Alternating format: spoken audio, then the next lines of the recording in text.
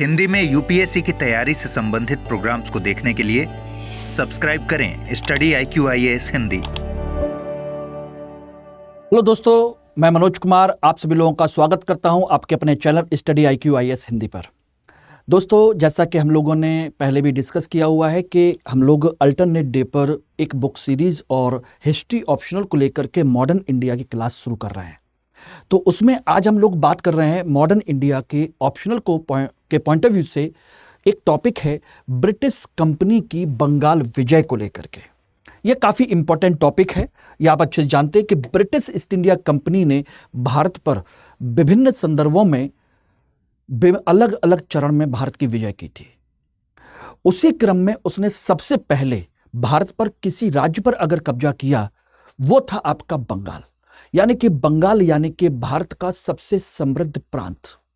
और उस पर नियंत्रण करने के बाद उसने धीरे धीरे उसी के संसाधनों का उपयोग करके मैसूर को जीता, अवध पर कंट्रोल किया, दिल्ली पर कब्जा किया 1803 में, 1799 में मैसूर पर कब्जा कर लिया। सोचिए 1816 के आसपास, उससे पहले ही आपके मराठों पर भी कब्जा कर लिया और सबसे लास्ट में जाकर के उन्होंने 4849 में जाकर के पंजाब पर भी कब्जा कर लिया। और इस प्रकार से उनका पूरा संपूर्ण भारत की विजय का सपना पूरा हो गया। यानी कि कुछ लोग कहते हैं कि ब्रिटिश कंपनी ने या ब्रिटेन ने या ब्रिटिश सरकार ने भारत की जो विजय की है वो उनकी विजय एक अकस्मात और बेखबरी के दौर में की गई थी। हमारा मानना है कि ये बेखबरी उनकी नहीं थी, बल्कि भारतीय लोग बेखबर थे जो ब्रिटिश ईस्ट इंडिया कंपनी के चरित्र से वाकिफ नहीं थे और वो उनके उद्देश्यों को पहचान नहीं पाए। ब्रिटिश कंपनी बेखबर नहीं थी, बल्कि ब्रिटिश कंपनी तो पूरे रणनीति के साथ अलग अलग चरण में अलग अलग तरीके से जीतने की पूरी कोशिश कर रही थी, क्योंकि उनका एक ही उद्देश्य था, अपने लाभ को अधिकतम करना, यानी कि ज्यादा से ज्यादा प्रॉफिट कमाना, जो कि एक किसी भी कंपनी का खासकर कैपिटलिस्ट जो कंपनी होती है, कॉर्पोरेट कंपनी होती है, उसका उद्देश्य प्रॉफिट कमाना होता है। तो भारत में कोई भला करने नहीं आए थे, वो आए थे भारत के संसाधनों को लूटने, ज्यादा से ज्यादा व्यापार को अपने पक्ष में करने के लिए। तो आइए इस पर हम चर्चा करते हैं। ब्रिटिश कंपनी की बंगाल विजय कैसे कैसे हुई, किस तरीके से हुई, उस पर हम लोग चर्चा करते हैं। बंगाल विजय को लेकर के, ब्रिटिश ईस्ट इंडिया कंपनी को लेकर के भारत में इस संदर्भ में 3 चरण है। बंगाल के संदर्भ में एक प्लासी का युद्ध, एक बक्सर का युद्ध और एक इलाहाबाद की संधि। और इसके माध्यम से उन्होंने भारत पर कब्जा कर लिया। और ये जो आप सीन देख रहे हैं, ये बैटल ऑफ प्लासी का प्रतीक चिन्ह है जो ब्रिटिश सरकार ने अपने समय में बनाया था। जबकि यह युद्ध का स्मारक नहीं, बल्कि हकीकत में देखा जाए तो यह एक षड्यंत्र का स्मारक होना चाहिए, कॉन्स्पिरेसी का स्मारक होना चाहिए, धोखे का स्मारक होना चाहिए, जिसके माध्यम से उन्होंने बंगाल पर कब्जा किया था। बात आती है कि आखिर बंगाल पर कब्जा क्यों किया। यह तो युद्ध है कि यह भाई आपका 1757 में प्लासी का युद्ध हुआ, 1764 में आपका बक्सर का युद्ध हुआ, 1765 में इलाहाबाद की संधि हुई और इसके माध्यम से उनको दीवानी का अधिकार मिल गया, बंगाल के संसाधन उनको मिल गए। ठीक है ना।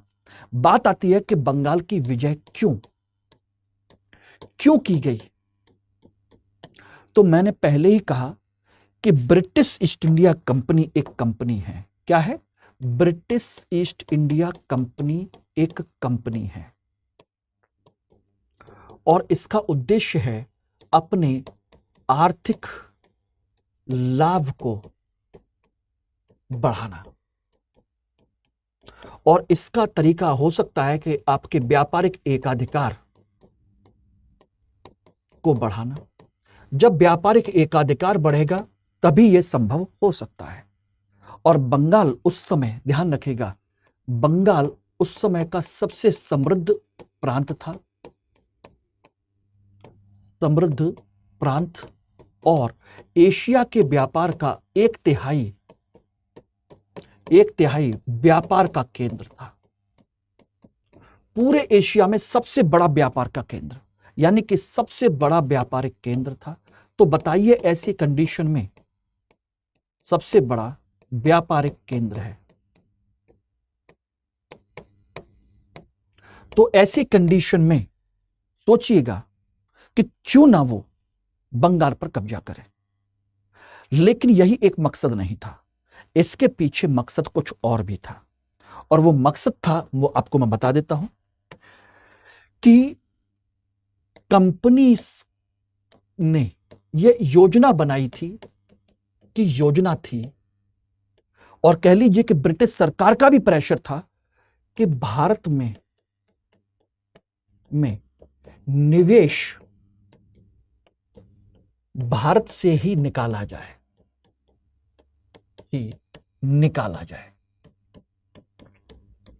यानी कि इंग्लैंड से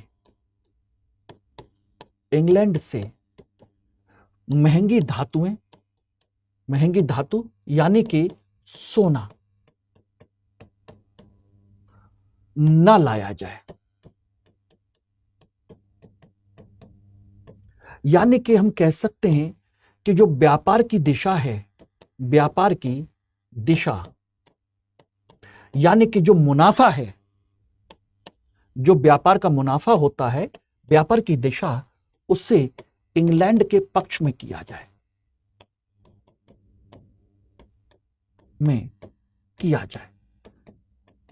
तो सोचिएगा, एक योजना है, और योजना कोई भी बेखबरी के दौर में नहीं बनाता। तो वहां की ब्रिटिश सरकार, ब्रिटिश शासन ने ब्रिटिश कंपनी के ऊपर दबाव बनाया, सारी चीजें की कि भाई आप जो यहां से महंगा सोना, चांदी, महंगी धातुएं यहां से लेकर के जाते हैं और इंडिया में देते हैं, और वहां से आप सामान लेकर के आते हैं, तो इससे भारत को फायदा है, भारत का उद्योग धंधा विकसित हो रहा है, भारत का विनिर्माण क्षेत्र विकसित हो रहा है, भारत का लाभ बढ़ रहा है। तो ऐसी कंडीशन में इससे फायदा ब्रिटेन को नहीं बल्कि भारत को है। होना यह चाहिए कि वहां से सामान हमारे यहां आ जाए, वहां का सोना हमारे यहां आए और सामान भी आ जाए और हमारा कुछ भी ना जाए। तो यानी कि इंग्लैंड से इंडिया की तरफ, भारत की तरफ कुछ भी ना आए और यहां से सब कुछ जाए। ऐसा कुछ प्लान करो। यह थी आपकी ब्रिटेन की भारत पर कंट्रोल करने की नीति, जिसमें सबसे पहले बंगाल को टारगेट किया गया, या कह लीजिए बंगाल एक ऐसा मौका मिला। मौके थे दो क्षेत्र थे। एक क्षेत्र था आपका मद्रास का, और मद्रास में British east India company already Madras में अपनी फैक्ट्री बना करके रह रही थी। उसके बराबर में पौंडीचेरी था, जिस पर फ्रांसीसियों का कब्जा था। और दूसरा था आपका बंगाल, जो सबसे बड़ा केंद्र था। इसीलिए बंगाल पर फोकस किया गया। मद्रास पर फोकस क्यों नहीं किया गया? क्योंकि मद्रास के नीचे या कह लीजिए साइड में मैसूर है, और मैसूर हैदर अली और टीपू सुल्तान के नेतृत्व में है, विशेषकर हैदर अली के नेतृत्व में। तो ऐसी स्थिति में उसको बड़ी चुनौती मिलने वाली है। निजाम भी है, ऊपर बराबर में देखा जाए तो मराठे भी हैं, और दक्षिण भारत के छोटे छोटे बहुत सारे राजे रजवाड़े भी हैं जो बड़े शक्तिशाली हैं। और दक्षिण भारत उतना बड़ा व्यापार का केंद्र भी नहीं है, केवल मसालों के लिए है, और व्यापार का केंद्र भी नहीं है। तो ऐसे में उन्होंने मद्रास या दक्षिण भारत पर केवल अपने मसाले के व्यापार, खासकर मैसूर के क्षेत्र में या मराठों के क्षेत्र में कपास को लेकर के ही ध्यान दिया था। बोले कि उसकी अभी हाल फिलहाल जरूरत नहीं है, सबसे पहले जरूरत है बंगाल की। और बंगाल तुलनात्मक रूप से कमजोर शासक थे, क्योंकि मैसूर में आपका हैदर अली शक्तिशाली शासक था, मराठा शक्तिशाली शासक थे उस समय पेशवा, निजाम भी थोड़ा शक्तिशाली था, उतनी ताकत मतलब कमजोर नहीं थे। ऊपर देखा जाए तो बंगाल में क्या कंडीशन थी कि बंगाल में आपस में लड़ाई झगड़े हो रहे थे, इनके संघर्षशील थे, इसलिए बंगाल इनके लिए एक सॉफ्ट टारगेट था। तो बंगाल पर कब्जा क्यों किया गया, समझ में आ गया। बंगाल पर ही ध्यान क्यों दिया गया, यह क्लियर हो गया एवरीबॉडी। तो यह एक कंसेप्ट है जो आपको समझना चाहिए, और इसी कंसेप्ट के साथ में ही आपको आगे बढ़ना चाहिए। यही पढ़ने का एक तरीका है। इसी तरीके से पढ़ेंगे तो चीजें याद रहेंगी। वरना प्लासी का युद्ध किस दिन किस डेट को हुआ था ये आप भी अच्छे से जानते हैं, मैं भी जानता हूं, 23 जून 1757। उसमें कितने कितने सैनिक मारे गए थे, कौन लड़ा था कौन नहीं लड़ा था। और कहा जाता है कि वह युद्ध एक ऐसा युद्ध था जो कभी लड़ा नहीं गया क्योंकि वो षड्यंत्र था। ये हम सब भी जानते हैं। उतने से उतना पढ़ने के लिए मेरी क्लास की जरूरत नहीं है, उतना तो आप कहीं भी सुन सकते हो।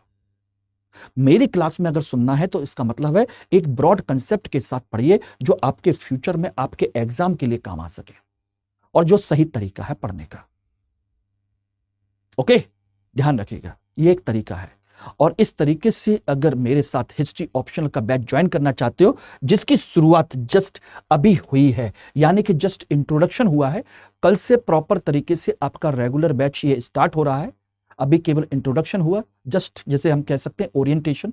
कल से ये बैच स्टार्ट हो रहा है मात्र 14,999 रुपए के फीस के साथ में, एम के लाइव कोड के साथ में, दोपहर में 1 बजे से, जिसमें टारगेट है कि मैं लगभग 300 से ज्यादा आपको अंक दिलवा सकूं। और एक कहानी के तौर पर कंसेप्ट के साथ पढ़ते जाइए, कोई फैक्ट की जरूरत नहीं है, no need of any fact, किसी फैक्ट की जरूरत नहीं। कंसेप्ट याद रहेगा तो सारी चीजें याद हैं। और ऑप्शनल में इसी बात के नंबर मिलते हैं। जब आपको सही चीज ही नहीं पता होगी तो फिर आधे अधूरे चीज लिख करके आओगे माय डियर, तो नंबर कहां से आएंगे। अब क्वेश्चन पूछ लिया जाए कि बताइए कि ब्रिटिश ईस्ट इंडिया कंपनी ने बंगाल को ही लक्षित क्यों किया, बंगाल को ही सबसे पहले क्यों जीता, क्या कारण है आपके पास? किसी किताब में लिखा हुआ है जो आप पढ़ रहे हैं? आपकी बिपिन चंद्रा की किताब में नहीं, स्पेक्ट्रम में नहीं, किसी और किताब में नहीं। मिलेगा आपको बड़े अच्छे से रिसर्च के लेवल पर जाकर के इस सब चीजें। और एग्जामिनर यही क्वेश्चन पूछ रहा है क्योंकि बेसिक क्वेश्चन पूछ पूछ के वो थक चुका, और इसी तरह के क्वेश्चन जीएस में भी पूछ रहा है। तो इसी ऑप्शनल से ही जीएस के क्वेश्चन बनाए जा रहे हैं, उसी लेवल के बनाए जा रहे हैं।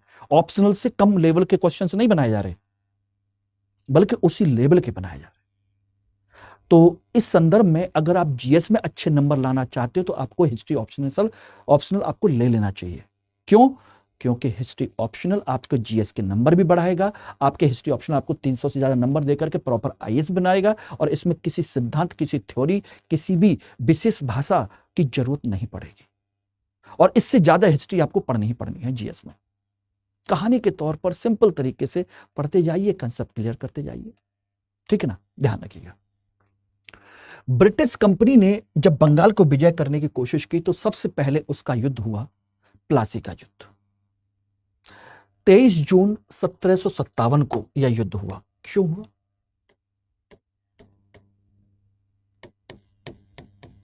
(1757) का युद्ध किस किस के बीच? एक तरफ आपका क्लाइव है, क्लाइव प्लस वाटसन है, वर्सेस नवाब सिराजुद्दौला है,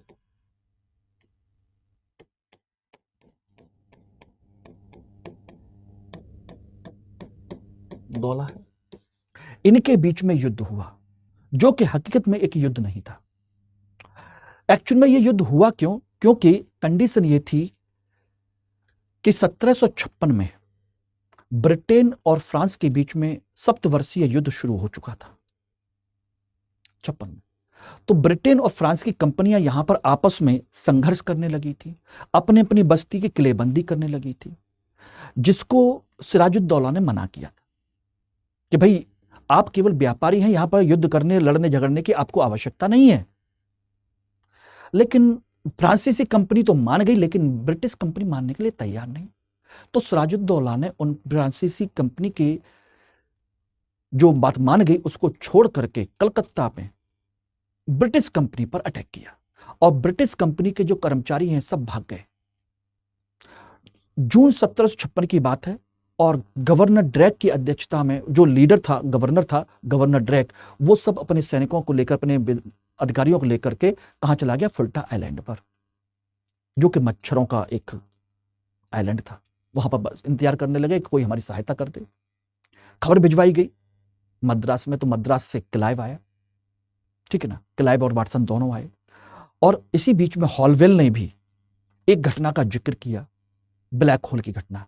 कि भाई इसने 146 लोगों को 10 बाई 10 के कमरे में, 10 बाई 14 कमरे में बंद कर दिया, जिसमें एक रात में 123 लोग मारे गए, उनमें से वो खुद भी था। ऐसी बात कही गई।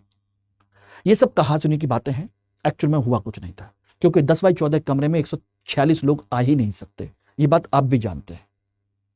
बात इसके बाद की है कि जब क्लाइव और वाटसन आया तो उसने क्या किया कि रिश्वत देकर के कलकत्ता की चाबी, कलकत्ता के किले की चाबी ले ली मानेकचंद से, घूस देकर के, और उस पर कब्जा कर लिया। और इसी बीच में कंडीशन ये हुई कि एक छोटी सी लड़ाई हुई जिसमें सिराजुद्दौला हार गया था, और अली नगर की संधि के माध्यम से उसने सरेंडर कर दिया, ठीक है ना। और उसके माध्यम से क्लाइव को कलकत्ता पर कब्जा करने का बढ़िया तरीके से मौका मिल गया। इसी बीच में दोनों तरफ से यह तय हो गया कि युद्ध होना तय है। लेकिन युद्ध में सिराजुद्दौला ने तो लड़ाई की तैयारी की और क्लाइव ने षड्यंत्र की। और क्लाइव ने और वाटसन ने सेनापति मीर जाफर को, दीवान राय दुर्लभ को, ठीक है ना, यार लतीफ को, बैंकर जगत सेठ को, व्यापारी अमीर चंद को अपने संरक्षण में ले लिया और एक युद्ध का बहाना किया। और अल्टीमेट 23 जून 1757 को आमने सामने की सेनाएं पहुंच गईं, लेकिन युद्ध हुआ ही नहीं। सिराजुद्दौला की तरफ से केवल 2 लोग लड़े, मीर मदान और मोहनलाल। ये दोनों लड़े, बाकी कोई लड़ा ही नहीं। और सिराजुद्दौला को सेनापति मीर जाफर ने कह दिया कि आप पहुंचो और हम देख लेंगे। अरे जरा जो 10,000 सैनिक भी नहीं है, 1,000-1,500 सैनिक है, इनको तो हम अभी कुचल के आ रहे हैं। लेकिन जैसे ही सिराजुद्दौला गया, इन्होंने फिर सेना को वापस बुला लिया और भगदड़ सी मच गई। और सिराजुद्दौला की सेना में यह फैल गया कि नवाब भाग गया, सिराजुद्दौला भाग गया। रास्ते में पकड़ करके सिराजुद्दौला को मार दिया गया। और इसके बाद में सोचिए, क्लाइव जीत गया। और क्लाइव जीतने के बाद में इन्होंने नवाब बनाया मीर जाफर को बनाया। और इससे बड़ी मात्रा में पैसा और उपहार लिए। और इस तरीके से पहली बार लिए बड़ी मात्रा में पैसा और उपहार लिए गए और उस पैसे से व्यापार करने की परंपरा की शुरुआत की गई। बात इसकी नहीं है, बात यह है कि इस युद्ध को कुछ लोगों ने कहा कि यह ब्रिटिश शासन का प्रारंभिक बिंदु है, कुछ ने कहा कि यह मध्यकाल का अंत और आधुनिक युग की शुरुआत है, कुछ लोगों ने कहा कि यह युद्ध नहीं एक विश्वासघात था, किसी ने कहा कि यह एक ऐसा युद्ध जो कभी लड़ा ही नहीं गया। लेकिन इतना समझ लीजिए कि इस युद्ध ने बंगाल में ब्रिटिश ईस्ट इंडिया के पैर जमा कर दिए, यानी कि कंपनी के पैर स्थापित कर दिए। सत्ता तो नहीं दी, लेकिन अप्रत्यक्ष सत्ता दे दी, यानी कि अप्रत्यक्ष सत्ता कंपनी को दे दी। और यहां से भारत या बंगाल का शोषण शुरू हुआ,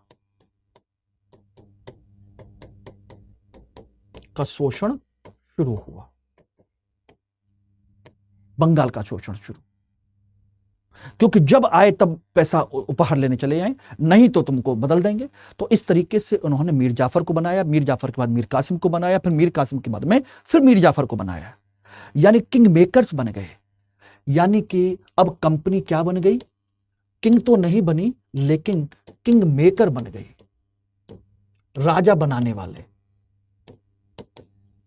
और उसके बिहाफ पर पैसा लूटना उन्होंने शुरू कर दिया और सुविधाएं लेना शुरू कर दिया, मनमानी करना शुरू कर दिया और व्यापार में कम से कम दाम पर सामान खरीदना शुरू कर दिया। और नवाब करेगा क्या करेगा? और चुंगी उनको देनी नहीं थी, टैक्स उनको देना नहीं था। तो इस तरीके से उन्होंने सामाजिक, आर्थिक हर तरीके से शोषण किया, राजनीतिक नियंत्रण स्थापित कर लिया।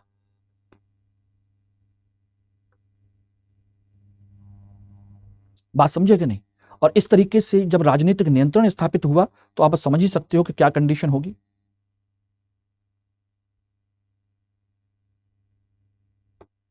क्या स्थिति होने वाली है, अब आप समझ सकते हो। तो इस तरीके से प्लासी के युद्ध ने उनको ये दे दिया और धीरे धीरे धीरे धीरे कंडीशन ये हो गई कि मीर जाफर रहा। मीर जाफर के समय में उससे खूब सारा पैसा लूटा गया, लेकिन जब उसको देने की स्थिति में नहीं बचा तो स्थिति यह हो गई कि मीर जाफर ने गद्दी छोड़ दी और उसकी जगह पर, सोचिएगा, मीर जाफर की जगह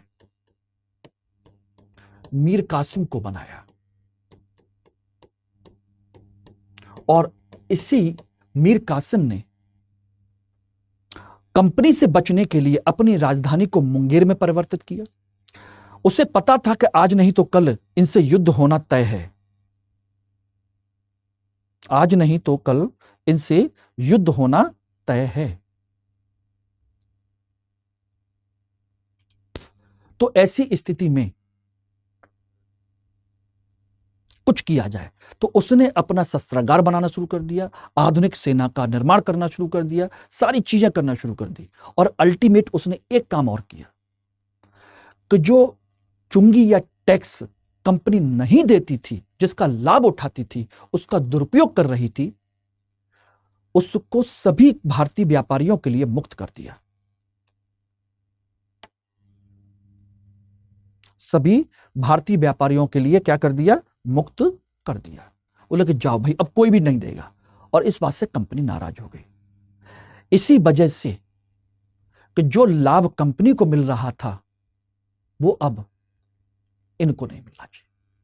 और इसी वजह से बक्सर का युद्ध हुआ, ठीक है ना। बक्सर के युद्ध के कारण है राजधानी परिवर्तन। भाई राजधानी दूर ले गया, अब कंपनी कब के पास मिलने जाए? मुर्शिदाबाद। कहां चली गई? मुर्शिदाबाद से मुंगेर ले गया, बिहार में, ठीक है ना। आपका कोष यानी कि खजाना, वो भी परिवर्तन कर दिया। सेना का आधुनिकीकरण, सेना का गठन करना शुरू कर दिया। और क्या किया? शस्त्रागार का निर्माण किया। सोचिए, कंपनी की क्षमता और हिम्मत देखिए कि अपने दूसरे देश में जाकर के, उसी राज्य में रह करके उसी राजा को चुनौती देने की हिम्मत और क्षमता अब आपको समझनी चाहिए, ठीक ना। विदेशी प्रशिक्षक रखे सारी चीजें की और घरेलू व्यापारियों की सुरक्षा के लिए काम किया। यह सबसे बड़ा काम था, घरेलू व्यापारियों की सुरक्षा, यह सबसे बड़ा काम था। और इसको लेकर के ध्यान रखिएगा, क्या किया उसने? दस्तक का दुरुपयोग रोकने के लिए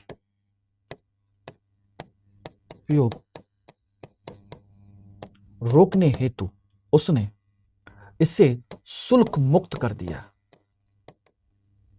मुक्त व्यापार लागू कर दिया। और यही उसके युद्ध का सबसे बड़ा, सभी के लिए चुंगी फ्री कर दी। और इसी वजह से कंडीशन क्या हुई? कंपनी ने मीर कासिम को हटा करके फिर से मीर जाफर को बना दिया। और मीर कासिम भाग करके कहां चला गया? मीर कासिम भाग करके गया आपके अवध के नवाब शुजाउद्दौला के पास में। संघ का निर्माण किया उसने। और वहीं पर थे मुगल बादशाह शाह आलम। और इस तरीके से 3 लोग एक साथ मिल करके शुरू किए। तो अवध का नवाब शुजाउद्दौला, मुगल बादशाह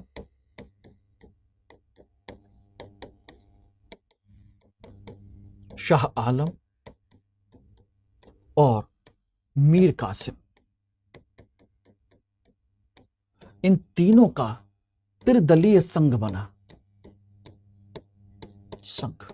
और तीनों के साथ में एक युद्ध हुआ कंपनी के साथ में, वर्सेस कंपनी। और युद्ध हुआ 22 अक्टूबर 1764 को, बक्सर का युद्ध।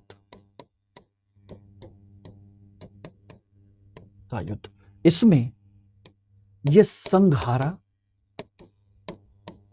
कंपनी जीती। और यह कंपनी की जो जीत है, इसने प्लासी के युद्ध की पुष्टि कर दी। युद्ध के जो निर्णय थे की पुष्टि की कि भाई वो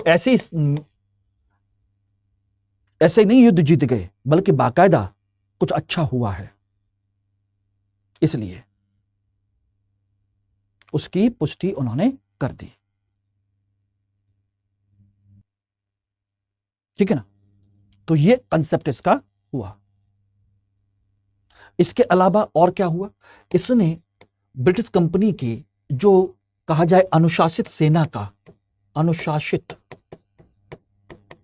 सेना की विजय बताई। विजय, ठीक है ना? और समस्त उत्तर भारत पर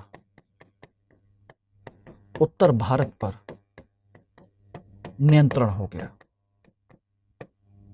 प्रत्यक्ष नियंत्रण, एक तरीके से अनुशासित सेना का महत्व बता दिया। अब कौन बचा? किसको हराना है?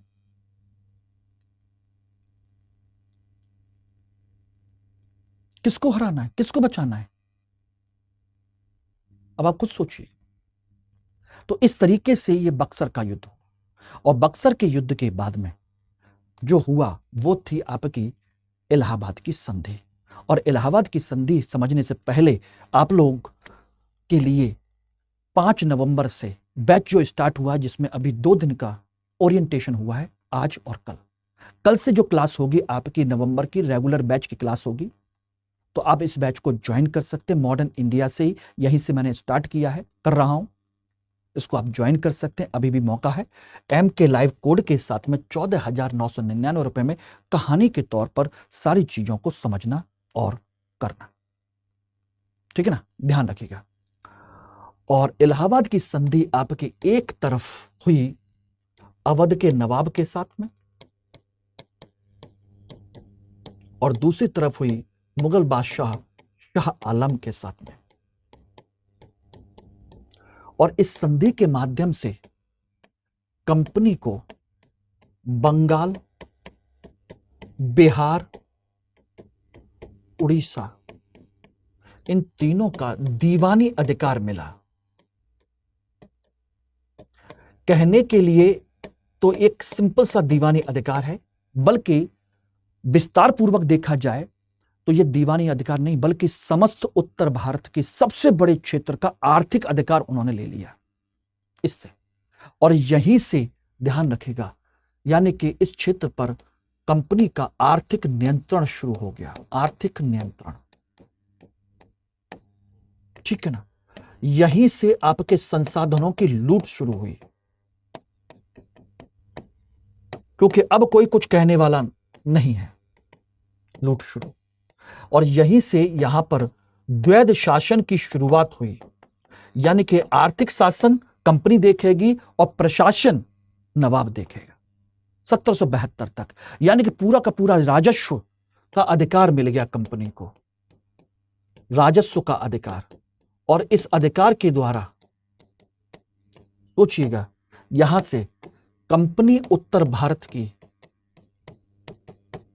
एक राजनीतिक शक्ति बन गई। अब वो किंग मेकर नहीं है, बाकायदा खुद ही किंग है। नाम मात्र की है नवाब। नवाब तो केवल और केवल नाम मात्र के लिए है, नाम मात्र के लिए है नवाब तो। इसलिए उत्तर भारत की शक्ति बन गया, एक राजनीतिक शक्ति, यानी कि भारतीय राज्यों में से एक राज्य। इस तरीके से यानी कि एक सत्ता की स्थापना, यानी कि कंपनी की सत्ता की स्थापना हुई।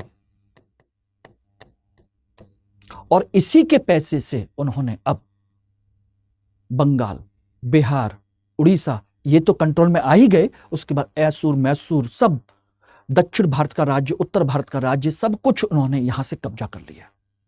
यानी कि यहीं के संसाधनों से उन्होंने पूरे भारत की विजय की। सोचिएगा, इसी से उन्होंने भारत की विजय की, इसी से। और कह सकते हैं कि बक्सर का युद्ध था जिसने, यह बक्सर का युद्ध था जिसने संपूर्ण भारत ब्रिटिश कंपनी के हाथों में सौंप दिया। संपूर्ण भारत ब्रिटिश कंपनी के हाथों में सौंप दिया।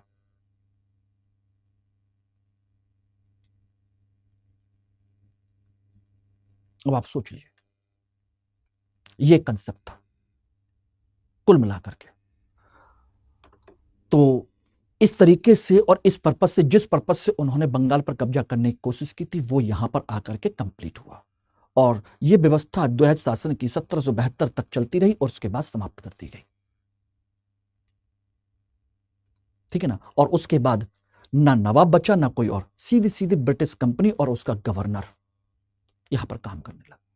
बंबई और मद्रास उनके पास पहले ही थे, उसका भी विस्तार करने लगे धीरे धीरे।